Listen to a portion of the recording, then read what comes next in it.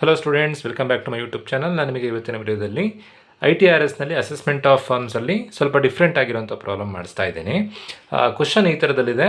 ABC ಅಂತ ಹೇಳಿ 3 ಜನ ಪಾರ್ಟ್ನರ್ಸ್ ಇದ್ದಾರೆ. ಅವ್ರು ಬರೋಂಥ ಪ್ರಾಫಿಟನ್ನು ಈಕ್ವಲ್ ಶೇರ್ಸಲ್ಲಿ ಡಿಸ್ಟ್ರಿಬ್ಯೂಟ್ ಮಾಡ್ಕೊಳ್ತಾ ಇದ್ದಾರೆ. ಕ್ವಶನಲ್ಲಿ ಒಂದು profit and loss account information ಕೊಟ್ಟಿದ್ದಾರೆ. ಈ ಪ್ರಾಫಿಟ್ ಆ್ಯಂಡ್ ಲಾಸ್ ಅಕೌಂಟಿನ ಇನ್ಫಾರ್ಮೇಷನನ್ನು ನೋಡಿಕೊಂಡು ನೀವು ಬುಕ್ ಪ್ರಾಫಿಟನ್ನು ಫೈಂಡ್ ಔಟ್ ಮಾಡಬೇಕು. ದೆನ್ ಟೋಟಲ್ ಇನ್ಕಮನ್ನು ಫೈಂಡ್ ಔಟ್ ಮಾಡಲಿಕ್ಕೆ ಕೊಟ್ಟಿದ್ದಾರೆ. ಟೋಟಲ್ ಇನ್ಕಮ್ ಅಂತಂದರೆ ಇನ್ಕಮ್ ಫ್ರಮ್ ಬಿಸ್ನೆಸ್ಸನ್ನು ಫೈಂಡ್ ಔಟ್ ಮಾಡಬೇಕು. ಇನ್ಕಮ್ ಫ್ರಮ್ ಬಿಸ್ನೆಸ್ಸಿಗೆ ಫಾರ್ಮುಲಾ ಏನು ಅಂತಂದರೆ, ಇನ್ಕಮ್ ಫ್ರಮ್ ಬಿಸ್ನೆಸ್ ಹೇಗೆ ಕ್ಯಾಲ್ಕುಲೇಷನ್ ಮಾಡಬೇಕು ಅಂತಂದರೆ, ಸ್ಟೆಪ್ 1ಇಂದ ಸ್ಟೆಪ್ 2 ಅನ್ನು ಲೆಸ್ ಮಾಡಬೇಕು. ನಾನು ಆಲ್ರೆಡಿ ಪ್ರೀವಿಯಸ್ ವಿಡಿಯೋದಲ್ಲಿ ಹೇಳಿದ್ದೆ, ಈ ಚಾಪ್ಟರ್ಲಿ ಒಟ್ಟು 3 ಸ್ಟೆಪ್ ಬರುತ್ತೆ. Step 1 book profit, step 2 allowable remuneration, step 3 income from business. ಈಗ income from business find out ಮಾಡಲಿಕ್ಕೆ ಕೊಟ್ಟಿದ್ದಾರೆ. Income from business find out ಮಾಡೋದು ಹೇಗೆ ಅಂತಂದರೆ, ಬುಕ್ ಪ್ರಾಫಿಟಿಂದ ಅಲೋವೇಬಲ್ ರೆಮ್ಯುನರೇಷನ್ ಸ್ಟೆಪ್ 1ಇಂದ ಸ್ಟೆಪ್ 2 ಅನ್ನು ಲೆಸ್ ಮಾಡಿದರೆ ನಮಗೆ ಇನ್ಕಮ್ ಫ್ರಮ್ ಬಿಸ್ನೆಸ್ ಸಿಗುತ್ತೆ. ಸ್ಟೆಪ್ 2 ಮಾಡಲಿಕ್ಕೆ ಕೇಳಿಲ್ಲ, ಅಲೋವೇಬಲ್ ರೆಮ್ಯುನರೇಷನ್ ಫೈಂಡ್ ಔಟ್ ಮಾಡಿ ಅಂತ ಕೇಳಲಿಲ್ಲ. ಬಟ್ ಸ್ಟೆಪ್ 3 ಮಾಡಿ ಅಂತ ಕೊಟ್ಟಾಗ, income from business find out ಮಾಡಿ ಅಂತ ಕೊಟ್ಟಾಗ, ಬುಕ್ ಪ್ರಾಫಿಟನ್ನು ಫೈಂಡ್ ಔಟ್ ಮಾಡ್ಕೊಳ್ಬೇಕು, ಅಲೋವೇಬಲ್ ರೆಮ್ಯುನರೇಷನನ್ನು ಫೈಂಡ್ ಔಟ್ ಮಾಡ್ಕೊಳ್ಬೇಕು. So book profit find out ಮಾಡೋದು ಹೇಗೆ ಅಂತಂದರೆ, ಫಸ್ಟು ಯಾವಾಗಲೂ ನಾವು ನೆಟ್ ಪ್ರಾಫಿಟನ್ನು ಬರೀಬೇಕು. ಟೋಟಲಿನ ಪ್ರೀವಿಯಸ್ ಲೈನಲ್ಲಿ ನೆಟ್ ಪ್ರಾಫಿಟ್ ಕೊಟ್ಟಿರ್ತಾರೆ. ಬಟ್ ಈ ಪ್ರಾಬ್ಲಮಲ್ಲಿ ನೆಟ್ ಪ್ರಾಫಿಟ್ ಇಲ್ಲ, ನೆಟ್ ಲಾಸ್ ಕೊಟ್ಟಿದ್ದಾರೆ. ನೆಟ್ ಪ್ರಾಫಿಟ್ ಕೊಡೋ ಬದಲು ನೆಟ್ ಲಾಸ್ ಕೊಟ್ಟಿದ್ದಾರೆ. ಸೊ ಅದನ್ನು ನಾನು ಇಲ್ಲಿ ಫಸ್ಟ್ ಬರ್ಕೊಳ್ತಾ ಇದ್ದೀನಿ. ನೆಟ್ ಲಾಸ್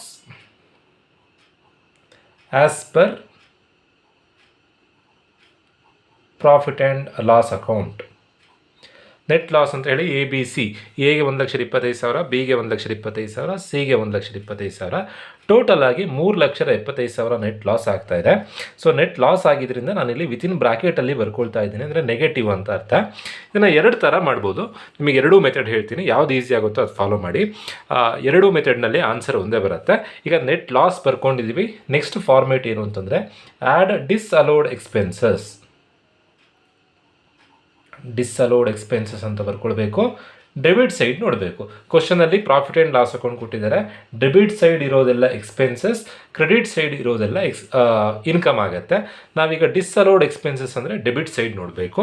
ಡೆಬಿಟ್ ಸೈಡ್ನಲ್ಲಿ ಫಸ್ಟು ಏನಾದರೂ ಪರ್ಸ್ನಲ್ ಎಕ್ಸ್ಪೆನ್ಸಸ್ ಇದ್ದರೆ ಬರ್ಕೊಳ್ಬೇಕು. ಇಲ್ಲಿ ಯಾವುದೇ ಥರ ಪರ್ಸ್ನಲ್ ಎಕ್ಸ್ಪೆನ್ಸಸ್ಸನ್ನು ಕೊಡಲಿಲ್ಲ. ಇಂಟ್ರೆಸ್ಟ್ ಆನ್ ಕ್ಯಾಪಿಟಲ್ ಕೊಟ್ಟಿದ್ದಾರೆ, ಸ್ಯಾಲ್ರಿ ಕೊಟ್ಟಿದ್ದಾರೆ. ದೆನ್ ನಾನ್ ಬಿಸ್ನೆಸ್ ಎಕ್ಸ್ಪೆನ್ಸಸ್, ಯಾವುದೇ ಥರ ನಾನ್ ಬಿಸ್ನೆಸ್ ಎಕ್ಸ್ಪೆನ್ಸಸ್ಸನ್ನು ಕ್ವಶನಲ್ಲಿ ಕೊಡಲಿಲ್ಲ. ದೆನ್ ನಾನ್ ರಿಕರಿಂಗ್ ಬಿಸ್ನೆಸ್ ಎಕ್ಸ್ಪೆನ್ಸಸ್ಸಲ್ಲಿ ನಾನ್ ರಿಕರಿಂಗ್ ಅಂದರೆ ಪದೇ ಪದೇ ಆಗದೇ ಇರುವಂಥ expenses, for example fine, penalties, strike and lockout expenses, staff welfare fund, ಅದು ಯಾವುದೂ ಕೊಡಲಿಲ್ಲ. Next remuneration to partner. Remuneration to ಪಾರ್ಟ್ನರಲ್ಲಿ 3 ಎಂಟ್ರಿ ಬರುತ್ತೆ. ರೆಮ್ಯುನರೇಷನ್ ಅಂತಂದರೆ ಸ್ಯಾಲ್ರಿ, ಕಮಿಷನ್, ಬೋನಸ್. ಈ ಪ್ರಾಬ್ಲಮಲ್ಲಿ ಸ್ಯಾಲ್ರಿ ಕೊಟ್ಟಿದ್ದಾರೆ, ಅದನ್ನು ಬರ್ಕೊಳ್ಬೇಕು ನಾವೀಗ. ರೆಮ್ಯುನರೇಷನ್ ಅಂತ ಬರ್ಕೊಂಡು, ರೆಮ್ಯುನರೇಷನ್ ಟು ಪಾರ್ಟ್ನರ್ಸ್, ರೆಮ್ಯುನರೇಷನ್ ಅಂತ ಹೇಳಿ ಎಗೆ 1,20,000 ಸ್ಯಾಲ್ರಿ ಕೊಡ್ತಾ ಇದ್ದಾರೆ. ದೆನ್ ಬಿಗೂ 1,20,000, ಸಿಗೂ 1,20,000 ಸ್ಯಾಲ್ರಿ ಕೊಡ್ತಾ ಇದ್ದಾರೆ. A + B + C 3 ಜನ ಪಾರ್ಟ್ನರ್ಸಿನ ಸ್ಯಾಲ್ರಿಯನ್ನು ಆ್ಯಡ್ ಮಾಡಲಿಕ್ಕೂ ರೆಮ್ಯುನರೇಷನ್ ಸಿಗುತ್ತೆ. ಓನ್ಲಿ ಸ್ಯಾಲ್ರಿ ಮಾತ್ರ ಕೊಟ್ಟಿದ್ದಾರೆ, ಕಮಿಷನ್ ಮತ್ತು ಬೋನಸ್ ಕೊಟ್ಟಿದ್ದಾರೆ, ಅದನ್ನು ನಾವು ಆ್ಯಡ್ ಮಾಡಬೇಕಿತ್ತು. ಸೊ 12 3 36, 3,60,000 ರೂಪಾಯಿ ರೆಮ್ಯುನರೇಷನ್ ಆಯಿತು. ರೆಮ್ಯುನರೇಷನ್ ಆದಮೇಲೆ ಫಾರ್ಮೇಟ್ನಲ್ಲಿರುವಂಥದ್ದು ನೋಡಿ, first personal expenses, next non business expenses, next non recurring business expenses, next remuneration to partner ಆದಮೇಲೆ ಲಾಸ್ಟ್ ಬರೀಬೇಕಾಗಿದ್ದು interest on capital.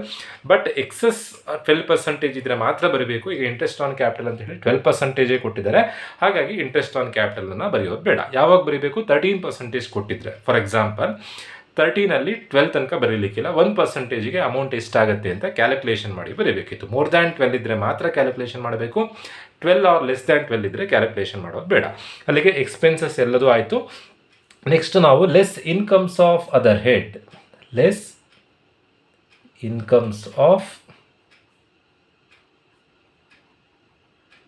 Other head.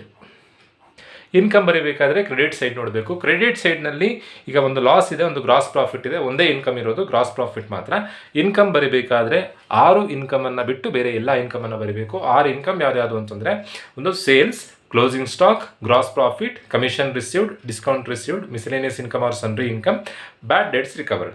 ಈ 6 ಇನ್ಕಮನ್ನು ಬಿಟ್ಟು ಉಳಿದಿರುವಂಥ ಇನ್ಕಮನ್ನು ಮಾತ್ರ ಬರೀಬೇಕು. ಬಟ್ ಈ ಕ್ವಶನಲ್ಲಿ ಕೊಟ್ಟಿರೋದೇ ಒಂದು ಇನ್ಕಮ್, ಅದನ್ನು ಬರೀಲಿಕ್ಕಿಲ್ಲ. ಯಾಕೆಂದರೆ sales, closing stock, gross profit, commission, discount, miscellaneous sundry income ಇವೆಲ್ಲ ಬಿಸ್ನೆಸ್ಸಿಗೆ ಸಂಬಂಧಪಟ್ಟಿದ್ದು. ಹಾಗಾಗಿ ಗ್ರಾಸ್ ಪ್ರಾಫಿಟನ್ನು ಬರೀಲಿಕ್ಕಿಲ್ಲ. ಈಗ ಬರುವಂಥ ಆನ್ಸರೇ ಬುಕ್ ಪ್ರಾಫಿಟ್ ಅಥವಾ ಬುಕ್ ಲಾಸ್ ಆಗುತ್ತೆ. ಸೊ ಈ ಪ್ರಾಬ್ಲಮ್ನಲ್ಲಿ ಬುಕ್ ಲಾಸ್ ಬರುತ್ತೆ -3,75,000 ಪ್ಲಸ್ 3,60,000. -3,75,000 ಪ್ಲಸ್ 3,60,000 ಬರುವಂಥ ಆನ್ಸರ್ -15,000 ಆಗುತ್ತೆ. ಇದು ಬುಕ್ ಲಾಸ್ ಆಗುತ್ತೆ. -15,000 ಅಥವಾ ವಿತಿನ್ ಬ್ರಾಕೆಟ್ನಲ್ಲಿ 15,000 ಬರೆದ್ರೂ ಆಗುತ್ತೆ.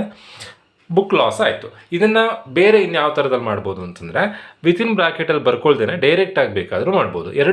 ಎರಡು ಮೆಥಡ್ ಇದೆ, ನೀವು ಯಾವುದನ್ನಾದರೂ ಫಾಲೋ ಮಾಡಿ. ಒಂದು ವಿತಿನ್ ಬ್ರಾಕೆಟಲ್ಲಿ ಬರ್ಕೊಂಡ್ರೆ -3,75,000 ಅಂತ ಆಗುತ್ತೆ. ಈಗ ನಾನು ಮಾಡಿಸಿರುವಂಥದ್ದು ಆ ಮೆಥಡ್ನಲ್ಲಿ. ಇನ್ನೊಂದು ಬೇರೆ ಥರ ಯಾವ ಮೆಥಡ್ ಅಂತಂದರೆ 3,75,000 ಅಂತಲೇ ಬರ್ಕೊಳ್ಳೋದು. ನೆಟ್ ಲಾಸ್ ಕೊಟ್ಟಿದ್ರು 3,75,000 ಅಂತಲೇ ಬರ್ಕೊಳ್ಳೋದು. ಆ್ಯಸ್ ಯೂಶುವಲ್ ಎಲ್ಲ ಹೇಗೆ ಮಾಡ್ತಿರೋ ಅದೇ ಥರನೇ ಮಾಡೋದು. ಟೋಟಲ್ ಮಾಡೋದಕ್ಕಿಂತ ಮುಂಚೆ ಆ್ಯಡ್ ಇರೋದನ್ನು ತೆಗೆದು less disallowed expenses, less incomes of other head ಇರೋದನ್ನು ತೆಗೆದು add incomes of other head ಅಂತ ಇವೆರಡು ಹೆಡ್ಡಿಂಗನ್ನು ಚೇಂಜ್ ಮಾಡ್ಕೊಳ್ಬೇಕು. ದೆನ್ ಟೋಟಲ್ ಮಾಡಬೇಕು. ಅವಾಗ ಏನಾಗುತ್ತೆ 3,75,000ದಲ್ಲಿ 3,60,000 ಕಳೆದ್ರೆ 15,000 ಬರುತ್ತೆ. ಅದು ಬುಕ್ ಲಾಸ್ ಆಗುತ್ತೆ. ಹೇಗೆ ಮಾಡಿದ್ರು ಆನ್ಸರ್ 15,000ನೇ ಬರುತ್ತೆ. ನೆಟ್ ಲಾಸ್ ಕೊಟ್ಟಾಗ 2 ಥರದಲ್ಲಿ ಮಾಡ್ಬೋದು. ಯಾವ್ದು ಈಸಿ ಆಗುತ್ತೋ ಅದನ್ನು ಫಾಲೋ ಮಾಡಿ. ಅದಕ್ಕೆ ಸ್ಟೆಪ್ 1 ಕಂಪ್ಲೀಟ್ ಆಯಿತು. ಬುಕ್ ಪ್ರಾಫಿಟ್ ಅಥವಾ ಬುಕ್ ಲಾಸನ್ನು ಫೈಂಡ್ ಔಟ್ ಮಾಡಿ ಆಯಿತು. ದೆನ್ ಕಂಪ್ಯೂಟೇಷನ್ ಆಫ್ ಅಲೋಯಬಲ್ ರೆಮ್ಯುನರೇಷನನ್ನು ಹೇಗೆ ಫೈಂಡ್ ಔಟ್ ಮಾಡೋದು ಅಂತಂದರೆ actual remuneration or statutory limit ಅವೆರಡರಲ್ಲಿ ಯಾವುದು ಲೀಸ್ಟ್ ಇರುತ್ತೋ ಆ ಅಮೌಂಟನ್ನು ಕನ್ಸಿಡರ್ ಮಾಡಬೇಕು. ಆ್ಯಕ್ಚುಯಲ್ ರೆಮ್ಯುನರೇಷನ್ ಅಂತಂದರೆ ಸ್ಯಾಲ್ರಿ, ಕಮಿಷನ್, ಬೋನಸ್ ಈ ಮೂರನ್ನು ಆ್ಯಡ್ ಮಾಡಿ ಕನ್ಸಿಡರ್ ಮಾಡಬೇಕು. ಈ ಪ್ರಾಬ್ಲಮಲ್ಲಿ ಸ್ಯಾಲ್ರಿ, ಕಮಿಷನ್, ಬೋನಸ್ಸಲ್ಲಿ ಕೊಟ್ಟಿರುವಂಥದ್ದು ಸ್ಯಾಲ್ರಿ ಮಾತ್ರ. ಸ್ಯಾಲ್ರಿ ಎಷ್ಟು ಅಮೌಂಟ್ ಇದೆ ಅಂತಂದರೆ 3,60,000 ಇದೆ. ಸ್ಟ್ಯಾಚ್ಯುಟರಿ ಲಿಮಿಟ್ ಹೇಗೆ ಫೈಂಡ್ ಔಟ್ ಮಾಡಬೇಕು ಅಂತಂದರೆ ಬುಕ್ ಪ್ರಾಫಿಟ್ ಏನಾದರೂ ಬಂದಿದ್ದರೆ ಆ ಪ್ರಾಫಿಟಲ್ಲಿ ಫಸ್ಟ್ 3 ಲ್ಯಾಕಿಗೆ 90% ಮಾಡಬೇಕು. ಉಳಿದಿರುವಂಥ ಅಮೌಂಟಿಗೆ 60% ಮಾಡಬೇಕು. ಅದು ಹೇಗೆ ಅನ್ನೋದನ್ನು ನಾನು ನಿಮಗೆ ಪ್ರೀವಿಯಸ್ ವಿಡಿಯೋದಲ್ಲಿ ತಿಳಿಸಿದ್ದೆ. ಅದು ಪ್ರಾಫಿಟ್ ಬಂದಾಗ ಮಾತ್ರ. ಲಾಸ್ ಬಂದಾಗ ಹೇಗೆ ಅಂತಂದರೆ ಎಲ್ಲ ಪ್ರಾಬ್ಲಮ್ನಲ್ಲಿ ಅಕಸ್ಮಾತ್ ಏನಾದರೂ ಬುಕ್ ಲಾಸ್ ಬಂದಿದ್ದರೆ ಸ್ಟ್ಯಾಚ್ಯುಟರಿ ಲಿಮಿಟ್ 1,50,000 ಮಾತ್ರ. ಬುಕ್ ಪ್ರಾಫಿಟ್ ಬಂದಾಗ ನೀವು ಕ್ಯಾಲ್ಕುಲೇಷನ್ ಮಾಡಬೇಕು. ಫಸ್ಟ್ 3 ಲ್ಯಾಕ್ ಮೇಲೆ 90%, ಉಳಿದಿರುವಂಥ ಅಮೌಂಟಿಗೆ 60% ಮಾಡಬೇಕು. ಬುಕ್ ಲಾಸ್ ಬಂದಾಗ ಎಲ್ಲ ಪ್ರಾಬ್ಲಮ್ನಲ್ಲಿ ಸ್ಟ್ಯಾಚ್ಯುಟರಿ ಲಿಮಿಟ್ 1,50,000. 1,50,000ಕ್ಕೆ ಅದು ಮ್ಯಾಕ್ಸಿಮಮ್ ಲಿಮಿಟ್ ಬುಕ್ ಲಾಸ್ ಬಂದಾಗ. ಸೊ ಈಗ ಅಲೋಯಬಲ್ ರೆಮ್ಯುನರೇಷನ್ ಫೈಂಡ್ ಔಟ್ ಮಾಡೋದು ಹೇಗೆ ಅಂತಂದರೆ ಇವೆರಡರಲ್ಲಿ ವಿಚ್ ಎವರ್ ಈಸ್ ಲೀಸ್ಟ್, ಯಾವುದು ಲೀಸ್ಟ್ ಇರುತ್ತೋ ಅದೇ ಅಲೋಯಬಲ್ ರೆಮ್ಯುನರೇಷನ್ ಆಗುತ್ತೆ. 360, 1,50,000. ಲೀಸ್ಟ್ ಇರುವಂಥದ್ದು ಯಾವುದು? 1,50,000 ಅಲೋವೇಬಲ್ ರೆಮ್ಯುನರೇಷನ್ ಆಯಿತು. ಕ್ವಶನಲ್ಲಿ ಏನು ಫೈಂಡ್ ಔಟ್ ಮಾಡಲಿಕ್ಕೆ ಕೊಟ್ಟಿದ್ರು? ಬುಕ್ ಪ್ರಾಫಿಟ್ ಫೈಂಡ್ ಔಟ್ ಮಾಡಲಿಕ್ಕೆ ಕೊಟ್ಟಿದ್ರು. ಬುಕ್ ಲಾಸ್ ಬಂದಿದೆ. Then allowable remuneration find out ಮಾಡಲಿಕ್ಕೆ ಕೊಟ್ಟಿಲ್ಲ. Total income of the firm ಅಂದರೆ income from business find out ಮಾಡಬೇಕು. Income from business find out ಮಾಡೋದು ಹೇಗೆ ಅಂತಂದರೆ ಬುಕ್ ಲಾಸಿಂದ ಅಲೋವೇಬಲ್ ರೆಮ್ಯುನರೇಷನ್ನ ಲೆಸ್ ಮಾಡಬೇಕು.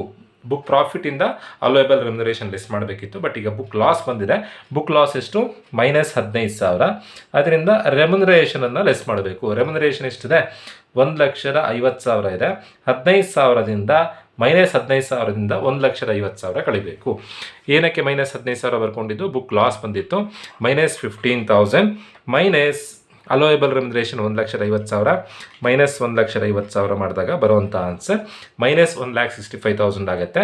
ನೆನ್ಪಿಟ್ಕೊಳ್ಳಿ, ಬುಕ್ ಲಾಸ್ ಬಂದಾಗ ಇನ್ಕಮ್ ಫ್ರಮ್ ಬಿಸ್ನೆಸ್ ಬರೋ ಬದಲು ಬಿಸ್ನೆಸ್ ಲಾಸೇ ಬರುತ್ತೆ, ಲಾಸ್ ಫ್ರಮ್ ಬಿಸ್ನೆಸ್ಸೇ ಬರುತ್ತೆ. -15,000ದಿಂದ -1,50,000 ಕಳೆದಾಗ ಬರುವಂಥ ಆನ್ಸರ್ -1,65,000. ನಾವಿಲ್ಲಿ ಮೈನಸ್ ಅಂತ ಯೂಸ್ ಮಾಡೋ ಬದಲು ಬ್ರಾಕೆಟ್ ಯೂಸ್ ಮಾಡ್ತಿದ್ದೀವಿ. ಬ್ರಾಕೆಟ್ ಅಂದರೆ ಲಾಸ್ ಅಂತ ಅರ್ಥ. So simple problem. ಲಾಸ್ ಕೊಟ್ಟಾಗ ಕೆಲವೊಂದು ಚೇಂಜಸ್ ಬರುತ್ತೆ. ಒಂದು ನೆಟ್ ಲಾಸ್ ಕೊಟ್ಟಾಗ ಇಲ್ಲಿ ಬ್ರಾಕೆಟಲ್ಲಿ ಬರ್ಕೊಳ್ಬೋದು, ಅಥವಾ ಇನ್ನೊಂದು ಮೆಥಡ್ ಯಾವ್ದು ಬೇಕಾದರೂ ಫಾಲೋ ಮಾಡ್ಬೋದು. ಅದೊಂದು changes ನೆನ್ಪಿಟ್ಕೊಳ್ಬೇಕು. Then second ಸ್ಟೆಪ್ನಲ್ಲಿ allowable remuneration ಮಾಡಬೇಕಾದ್ರೆ ಸ್ಟ್ಯಾಚ್ಯುಟರಿ ಲಿಮಿಟಿಗೆ ನೀವು 90% 60% ಮಾಡೋ ಬದಲು ಸ್ಟ್ಯಾಚ್ಯುಟರಿ ಲಿಮಿಟ್ ಡೈರೆಕ್ಟಾಗಿ 1,50,000 ಬರ್ಕೊಳ್ಬೇಕು. ಇವೆರಡನ್ನು ನೆನ್ಪಿಟ್ಕೊಂಡ್ರೆ ಲಾಸ್ ಬಂದಾಗ ಪ್ರಾಬ್ಲಮ್ ಹೇಗೆ ಮಾಡಬೇಕು ಅನ್ನೋದನ್ನು ನೀವು ಪ್ರಾಬ್ಲಮನ್ನು ಈಸಿಯಾಗಿ ಮಾಡ್ಬೋದು. ಹೋಪ್ ಎಲ್ರಿಗೂ ವಿಡಿಯೋ ಅರ್ಥ ಆಗಿದೆ ಅಂತ ಅಂದ್ಕೊಂಡಿದ್ದೀನಿ. ನಿಮಗೆ ನಾನು ಮಾಡ್ತಿರೋಂಥ ITR ಸಬ್ಜೆಕ್ಟಿನ ವೀಡಿಯೋಸ್ ಯೂಸ್ ಆಗ್ತಾ ಇದ್ದರೆ ದಯವಿಟ್ಟು ನಿಮ್ಮ ಫ್ರೆಂಡ್ಸಿಗೆ ಶೇರ್ ಮಾಡಿ, ಹಾಗೆ ವೀಡಿಯೋಸ್ ಲೈಕ್ ಮಾಡಿ, ಹಾಗೆ ಚಾನಲನ್ನು ಸಬ್ಸ್ಕ್ರೈಬ್ ಮಾಡಿ ಅಂತ ಹೇಳ್ತಾ ವಿಡಿಯೋ ಮುಗಿಸ್ತಾ ಇದ್ದೀನಿ. Thank you.